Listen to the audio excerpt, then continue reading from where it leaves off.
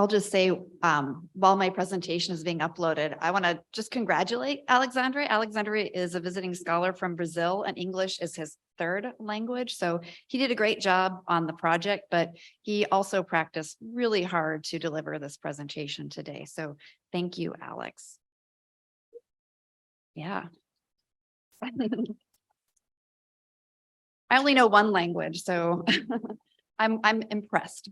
All right, so I want us to imagine that we are in Eastern Washington. How about, since it's cold, let's imagine it's summer, not too hot, perfect conditions.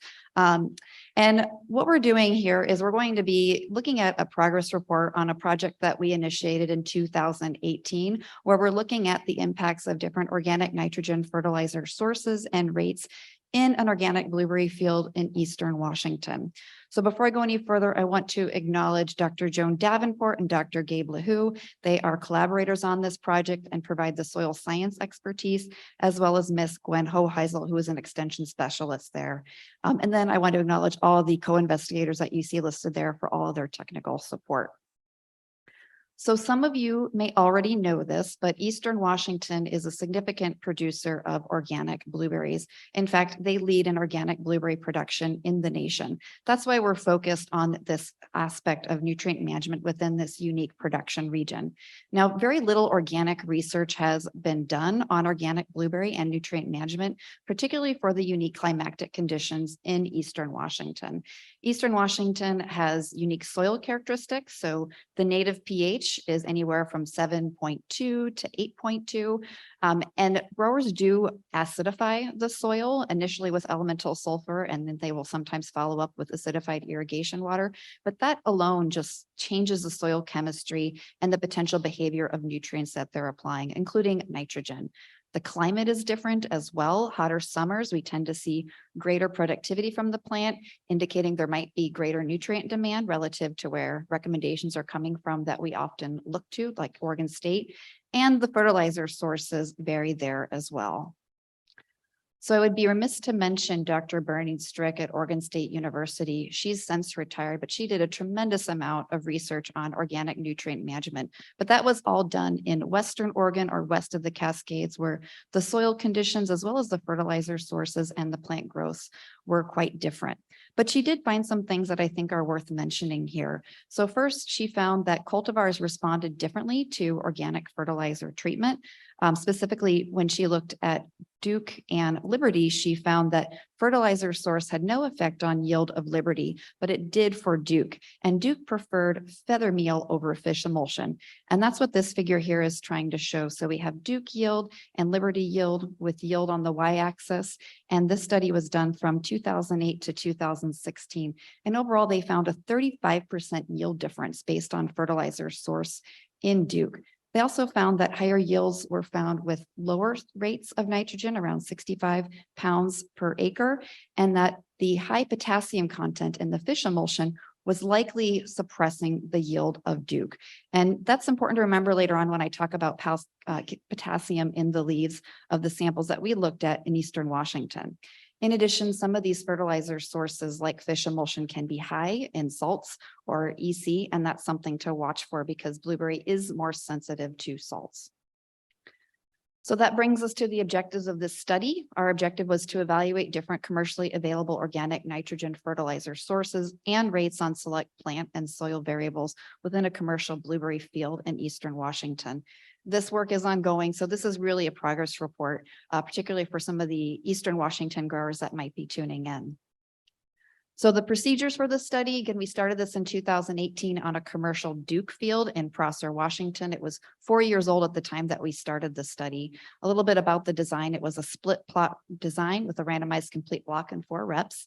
The treatments that we looked at 4 different fertilizer sources.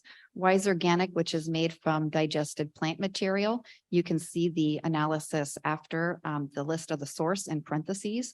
We also looked at blood meal, fish emulsion from True, And then we also did a combination treatment where it was 40% blood meal and 60% wise organic. And then the rates that we looked at for each of these sources was 50, 100, and 150 pounds per acre of nitrogen. And these sources and rates were selected all based on feedback from growers in the region. So the study was also a field that was had weed mat applied. So we applied the fertilizer directly underneath the emitters to try to simulate fertigation.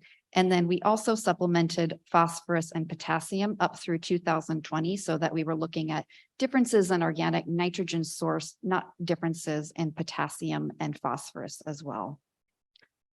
So we've collected a lot of data over the course of this study. We looked at vegetative data, fruit data, soil data, and nutrient data. I'm really going to be focusing on what we've seen so far with yield, our leaf tissue nutrient concentrations, and some of the soils data, because I think they're giving some important indicators about the different sources and rates and their effects on the plants.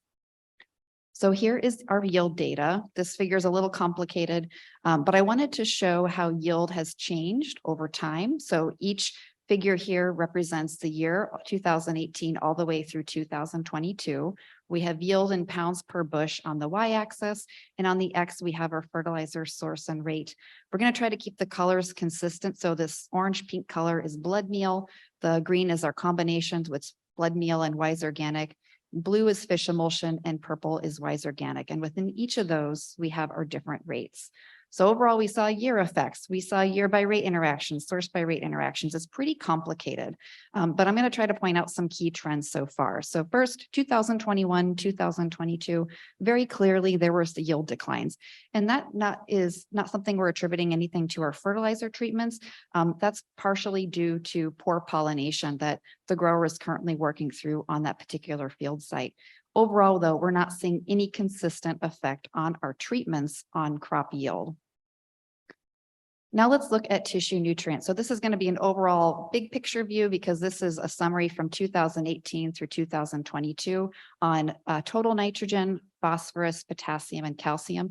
And we're going to drill down a little bit deeper and look at nitrogen and potassium in the subsequent slides.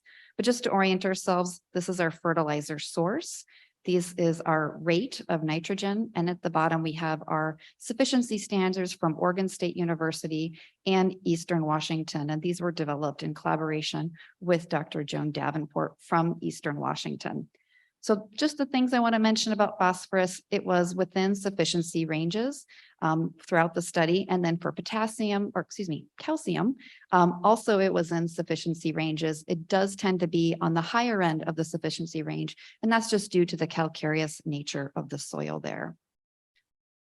So let's look at tissue nitrogen a little bit more closely because I think we're starting to see some really important trends as this study matures. So we have total nitrogen here on the y-axis, and again, we have our treatments on the x-axis.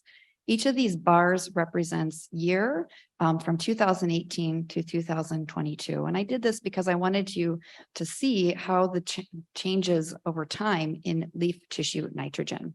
So statistically, so far, what we've seen are year effects, fertilizer source rate, and all of our interactions were significant. So again, I'm just going to point out some of the key things that we're observing.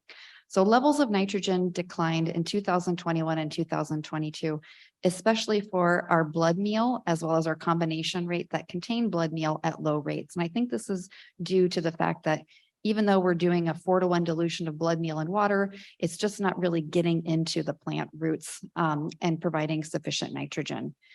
Then for the medium and high rates of our combination treatment, our fish emulsion treatment and our wise organic, we're usually within the sufficiency levels for Eastern Washington, but below the sufficiency levels for Oregon State University.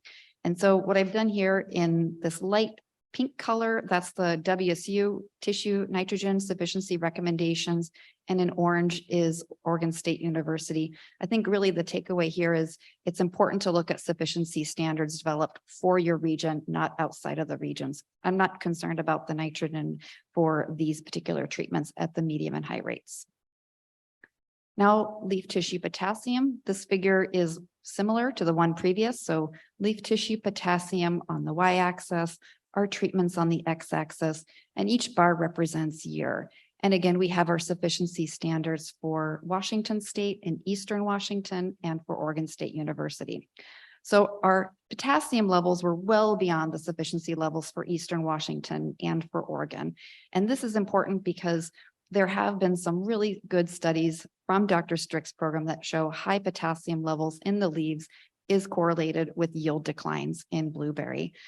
So that was one reason why we stopped applying additional potassium in our treatments, because we noticed that the levels were getting very high and we wanted to have those potassium levels drop down. And they did drop down when we stopped applying supplemental potassium to the treatments that didn't have potassium in the fertilizer source. So the takeaway here is use caution when applying organic nitrogen fertilizers that contain potassium in them, especially at high rates, because those high leaf tissue potassium levels are associated with yield declines. Now let's look below the ground. This is a summary of our soil pH and electrical conductivity results over time. So 2018 through 2022, we have our fertilizer sources and rates, as well as the recommended ranges at the bottom. So you'll see the pH is quite high. This actually can be fairly normal for established fields because, again, these are naturally high in pH. And the growers acidify the irrigation water frequently to try to bring that rhizosphere pH down to more within the recommended range.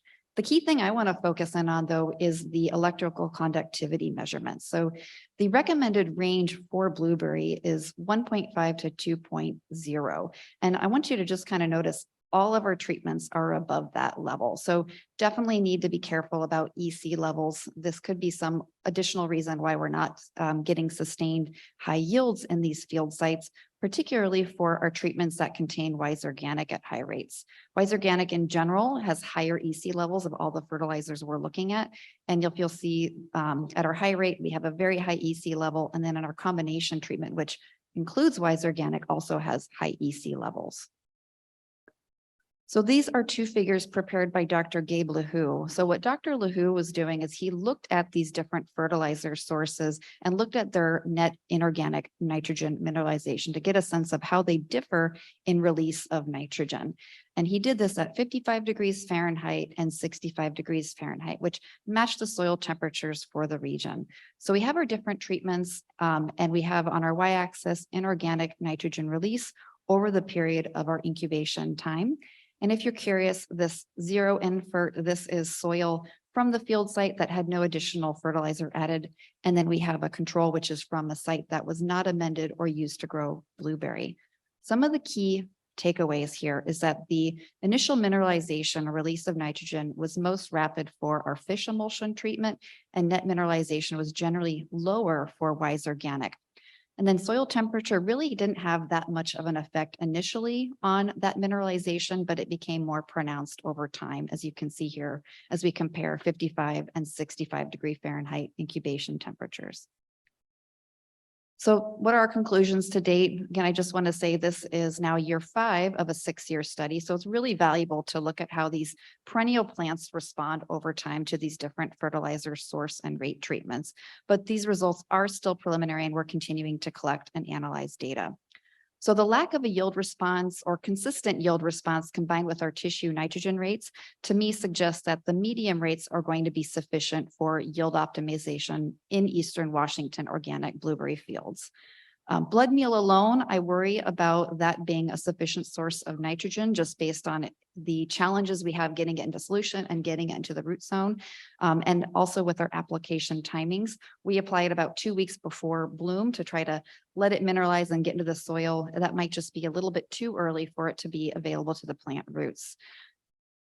Now, high rates of Wise Organic did increase soil EC levels. That's a point of concern because Wise Organic just naturally has higher EC levels, but it also has lower net nitrogen mineralization, as we saw through Dr. LaHoo's work. So I think Wise Organic is a potential fertilizer source that we should try to maybe lean away from as an industry in Eastern Washington because of these concerns and what we're seeing.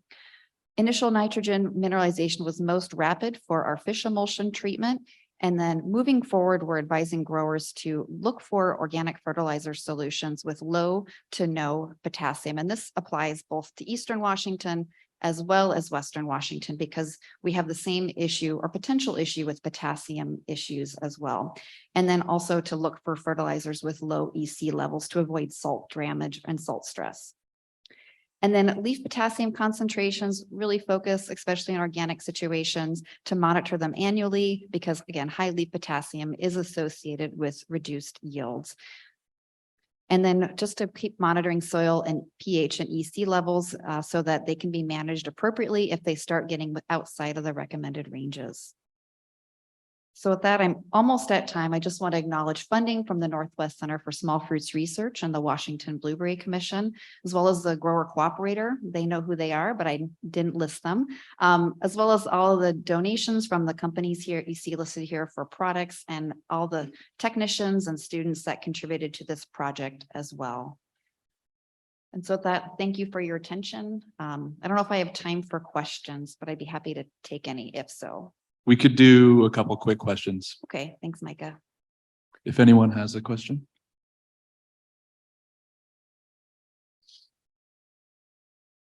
Okay, thank you, Lisa.